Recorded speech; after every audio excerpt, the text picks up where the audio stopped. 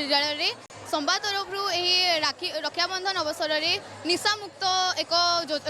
योजना कराई जो कि भौणी मैंने भाई मान राखी बांधुंट एवं निशा मुक्त आम भारत को निशा मुक्त करने निशा निवारण करने निशा ठार दूरे रखुंट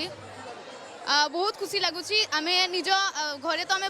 पालन करूँ किंतु आज विद्यालय पालन कर निज भाई मान राखी बांधी शपथ पाठ नहीं बहुत खुशी लगुच।